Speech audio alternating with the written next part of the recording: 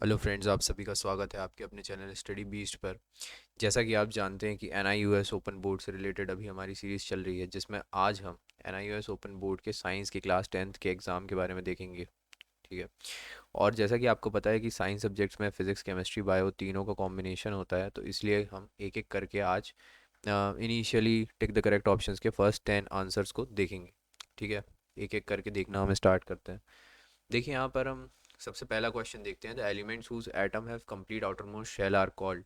ठीक है। और यहाँ पर हमारे पास चार ऑप्शंस हैं। ऑप्शन ए है नॉन मेटल, और बी है noble gases, metalloids and metals. तो नॉन मेटल्स जो होते हैं, आपको पता है कि नॉन मेटल्स हम उन्हें इसलिए बोलते हैं बिकॉज उनमें क्वालिटी होती है कि वो इलेक्ट्रॉन को उनमें क्वालिटी होती है कि वो इलेक्ट्रॉन्स को एक्चुअल में लेना चाहते हैं। ठीक है। तो वो इलेक्ट्रॉन एक्सेप्टर होते हैं बिकॉज उनके आउटर मोस्ट शेल में इनफ इलेक्ट्रॉन्स नहीं होते, तो वो इलेक्ट्रॉन एक्सेप्टर होते हैं, इसलिए उनका नाम नॉट मेटल्स है। नेक्स्ट अगर हम मेटलॉइड्स के बारे में देखें, तो यहाँ पर मेटलॉइड्स जो होते हैं वो मेटल और नॉन मेटल के बीच में ट्रांजिशन एलिमेंट्स होते हैं। नेक्स्ट है हमारा मेटल्स। मेटल्स होते हैं जो इलेक्ट्रॉन को डोनेट करते हैं। अब हमारा यहाँ पर एक ही ऑप्शन बचता है, and that is noble gases. Nobel gases को नोबल गैसेस क्यों बोला जाता है? बिकॉज उनमें एक यूनिक प्रॉपर्टी होती है कि वो किसी के भी साथ रिएक्ट नहीं करती, इसलिए हम नोबल गैसेस को नोबल गैसेस कहते हैं। तो हमारा option B noble gases correct option हो जाएगा। चलिए अब देखते हैं हमारा second question. The number of protons, neutrons, electrons in three particles. यहाँ पर हमें तीन पार्टिकल्स के बारे में बताया गया है। पार्टिकल वन एक्स है, दूसरा वाई है और तीसरा जेड है। Are given below. अब हम जब यहाँ पे तीन पार्टिकल्स को देखते हैं, तो हमें पता है कि प्रोटॉन का नंबर एक टेबल में गिवन है, न्यूट्रॉन का नंबर दूसरी टेबल में गिवन है और इलेक्ट्रॉन का नंबर थर्ड टेबल में गिवन है। यहाँ पर अगर हम x को देखें, तो x में 19 प्रोटॉन है, 21 न्यूट्रॉन है और 19 इलेक्ट्रॉन है। यानी कि अगर न्यूट्रॉन के नंबर से तो कोई फ़र्क नहीं पड़ता, बिकॉज न्यूट्रॉन का कोई भी चार्ज यहाँ पर नहीं होता, यानी कि पॉजिटिव या नेगेटिव उस पर कोई चार्ज नहीं होता। तो उसका नंबर अगर प्रोटॉन और इलेक्ट्रॉन से डिफरेंट हो, तो हमें उससे कोई भी फ़र्क नहीं पड़ने वाला। बट प्रोटॉन और इलेक्ट्रॉन का नंबर सेम होना चाहिए, तभी हमारा एटम इलेक्ट्रिकली स्टेबल माना जाता है या न्यूट्रल माना जाता है। चलिए अब हम स्टेटमेंट्स को देख लेते हैं। X and Y are atoms of two different elements. तो एक्स और वाई को अगर हम देखें, तो यहाँ पर 19 प्रोटॉन और 19 इलेक्ट्रॉन है, जबकि यहाँ पर 19 प्रोटॉन और यहाँ पर 17 इलेक्ट्रॉन है। यानी कि जो वाई एलिमेंट है यहाँ पर दिखाया गया है, वहाँ पर एक्चुअल में वाई एलिमेंट एटम है ही नहीं। तो वाई एलिमेंट क्योंकि एटम नहीं है, क्योंकि वो एक आयन है। आयन क्यों है? क्योंकि यहाँ पर 17 को हम देख रहे हैं।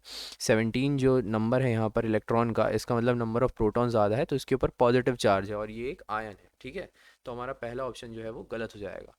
जब हम सेकेंड ऑप्शन देखते हैं, X and Z are atoms of two different elements, तो यहाँ पर हम देखते हैं ऑप्शन वन हमारा गलत हो गया। ऑप्शन टू को अगर हम देखें, X and Z are atoms of two different elements, तो यहाँ पर अगर हम देखें एक्स और जेड को, तो क्या वो दो अलग एटम्स हमें दिखते हैं? एक्स में 19 प्रोटॉन और 19 इलेक्ट्रॉन है और जेड में भी 19 प्रोटॉन और 19 इलेक्ट्रॉन है, तो वो एटम तो दोनों ही है, बट वो सेम एलिमेंट के एटम है। ठीक है। तो इन्हें हम बोलते हैं आइसोटोप, क्योंकि इनका सिर्फ मास नंबर डिफरेंट होगा, बल्कि एटॉमिक नंबर इन दोनों का सेम होने वाला है, वो है 19।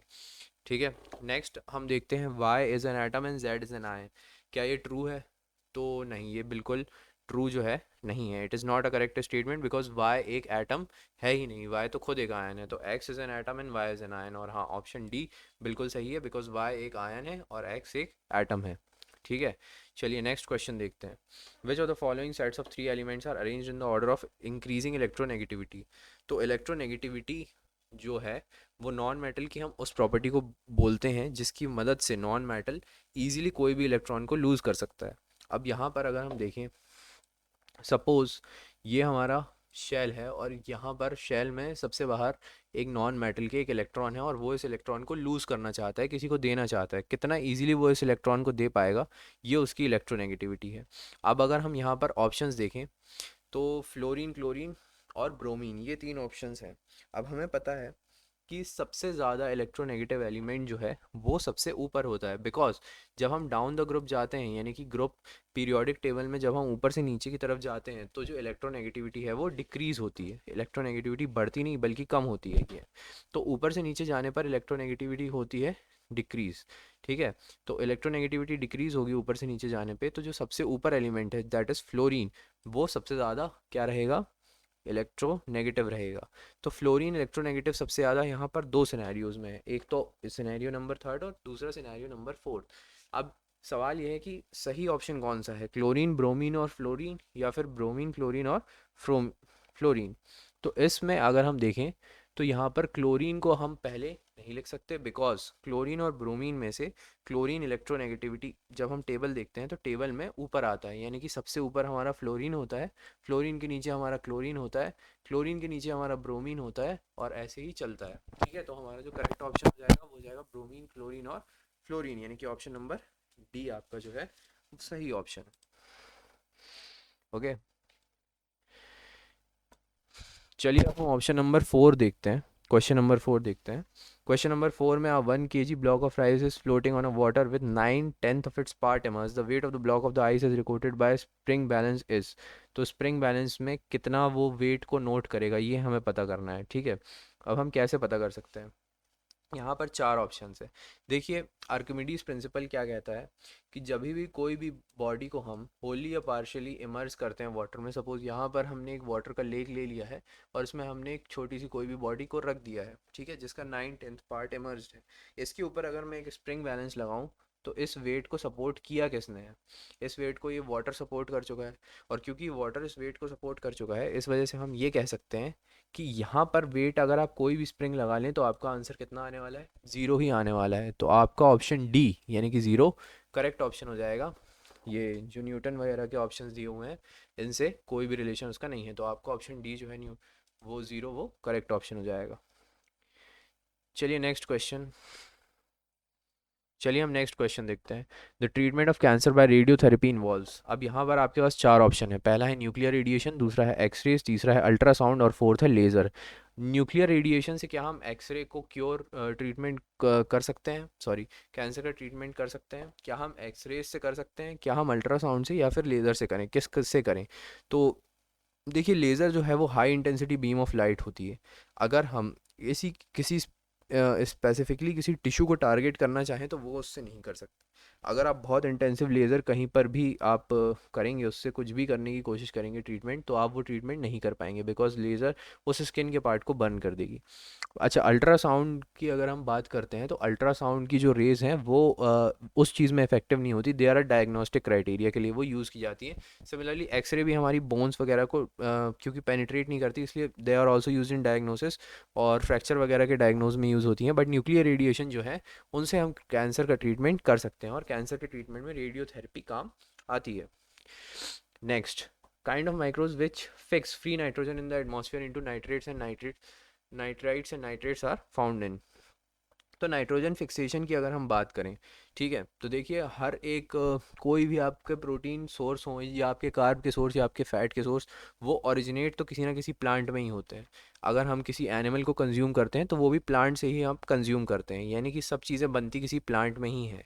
ठीक है, और नाइट्रोजन अगर हम फिक्सेशन की बात करें तो फिक्स क्यों करेंगे नाइट्रोजन, नाइट्रोजन को माइक्रोब्स इसीलिए फिक्स करेंगे ताकि प्लांट उन्हें इजीली एब्जॉर्ब कर सकें।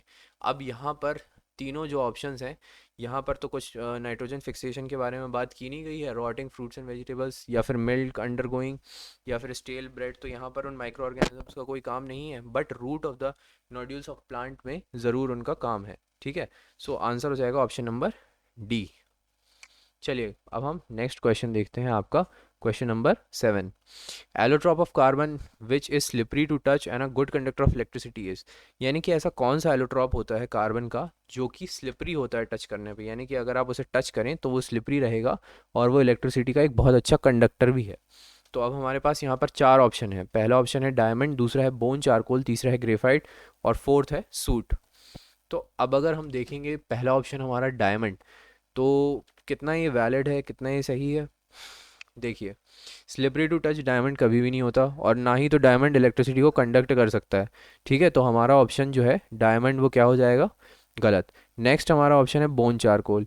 Bone charcoal definitely slippery to touch नहीं होता, और ना ही वो गुड कंडक्टर ऑफ इलेक्ट्रिसिटी है, तो वो भी वैलिड नहीं होता। और ग्रेफाइट जो है वो इन दोनों में सिचुएशन में वैलिड होता है। ये एक लौता ऐसा एलोट्रॉप है कार्बन का जो कि सॉफ्ट टू टच भी है और गुड कंडक्टर ऑफ इलेक्ट्रिसिटी भी है। तो आपका ऑप्शन नंबर सी यानी कि ग्रेफाइट सही ऑप्शन हो जाएगा। चलिए नेक्स्ट क्वेश्चन हम देखते हैं। नेक्स्ट क्वेश्चन है the cell organelle which activates all other cell parts is. अब यहाँ पर आपके पास चार ऑप्शन है फ्रेंड्स। पहला है लाइसोसोम, मैं आप सभी से इस क्वेश्चन के साथ ये रिक्वेस्ट करूंगा कि प्लीज़ अगर आपने सेल की ऑर्गेनेलीज के बारे में स्टडी नहीं किया हो और उनके स्पेसिफिक यूजेस स्टडी नहीं किया हो तो आप ज़रूर से उसे स्टडी करें, बिकॉज सिर्फ इसमें ही नहीं कई कॉम्पिटिटिव एग्जाम्स में भी उससे आपको हेल्प डेफिनेटली मिलने वाली है। तो आप उसे ज़रूर स्टडी करें। अब यहाँ पर आपके पास चार ऑप्शन है। पहला ऑप्शन है आपका लाइजोसोम, दूसरा ऑप्शन है माइटोकॉन्ड्रिया, तीसरा है न्यूक्लियस और फोर्थ है गोल्गी बॉडी। ठीक है। अब अगर हम लाइजोसोम की बात करें तो लाइजोसोम सेल में as a digestive digestive system act करते हैं, तो सेल के ओन पार्ट्स को डाइजेस्ट करने का काम करते हैं, तो ये कोऑर्डिनेट करने का काम तो डेफिनेटली नहीं करेंगे। नेक्स्ट इज माइटोकॉन्ड्रिया, जिसे हम power house of the cell भी बोलते हैं, तो माइटोकॉन्ड्रिया डेफिनेटली आपका ऑप्शन सही नहीं है। थर्ड ऑप्शन है आपका न्यूक्लियस, तो न्यूक्लियस ये आपका जो है वो राइट ऑप्शन होगा, because mitochondria power house of the cell है, न्यूक्लियस जो है वो सेल का ब्रेन होता है, it is a controlling centre of the cell. ठीक है, तो न्यूक्लियस आपका करेक्ट ऑप्शन है। नेक्स्ट ऑप्शन जो है वो आता है आपका गोल्गी बॉडी, और गोल्गी एपरेटस का भी हमें पता है it acts as a storage system, तो ये भी सही ऑप्शन आपके लिए नहीं होगा, तो nucleus is definitely the right option. चलिए अब हम क्वेश्चन देख लेते हैं नाइन्थ। एक ऐसा एनिमल जिसमें आपको 3 पेयर ऑफ लेग मिले, if you find an animal with 3 pairs of leg it is likely to be. अब यहाँ पर आपके पास चार ऑप्शन है। एक है ऑप्शन वन स्कॉर्पियन, सेकंड है स्पाइडर, थर्ड है कॉकरोच और फोर्थ है कैंगरू। और यहाँ पर जैसा कि हमें पता है कि हमारे 3 पेयर लेग्स के कहाँ होते हैं, देखिए डेफिनेटली स्पाइडर में तो नहीं होते हैं, ठीक है, बिकॉज इट हैज़ 8 ज़्यादातर स्पाइडर्स में। सिमिलरली कॉकरोच कॉकरोच में भी नहीं, कैंगरू में भी नहीं, तो scorpion is the right answer. Scorpion में टोटल हमेशा 6 लेग्स होते हैं, 3 ऑन ईच साइड, तो आपका स्कॉर्पियन राइट आंसर हो जाएगा। ठीक है फ्रेंड्स, देखिए आज के लिए इतना ही। अब हम कंटिन्यू करेंगे एक सेशन को इसके नेक्स्ट पार्ट में, और नेक्स्ट पार्ट हम जल्दी अपलोड करने वाले हैं। और हो सकता है कि आज आप लोगों को कुछ सीखने को मिला हो, और अगर डेफिनेटली आपको कोई भी चीज़ अगर पॉजिटिव लगी हो तो हमारे चैनल को ज़रूर लाइक करें, सब्सक्राइब करें, नोटिफिकेशन को ऑन कर दें। और इसी के साथ मैं मिलता हूँ आपसे नेक्स्ट वीडियो में। Thanks for watching. बाय।